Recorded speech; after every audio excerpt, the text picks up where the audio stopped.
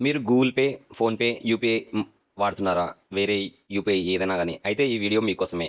ఖచ్చితంగా చూడండి ఎండ్ వరకు. మీరు యూపీఐ వాడుతున్నప్పుడు, మీరు ఎవరికైనా ట్రాన్సాక్షన్ చేసినప్పుడు, ఒక వ్యక్తికి డబ్బు చెల్లించినప్పుడు మీకు అదనంగా డబ్బులు కట్ అవుతాయంటూ సోషల్ మీడియాలో వస్తున్న వార్తలు అవాస్తవం.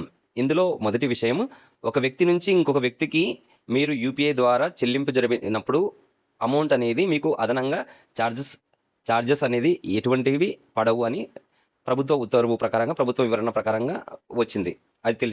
అది తెలుసుకోవాల్సిన విషయం.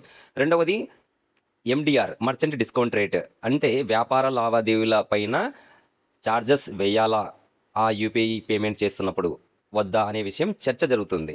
కాబట్టి సోషల్ మీడియాలో వస్తున్న వాళ్ళు వాస్తవాలా అవాస్తవాలా అని తెలుసుకోండి. ఇటువంటి ముఖ్యమైన ఇన్ఫర్మేషన్ కోసం మన ఇన్ఫో సేతు తెలుగు ఫాలో అవ్వండి, సబ్స్క్రైబ్ చేయండి, లైక్ చేయండి, షేర్ చేయండి.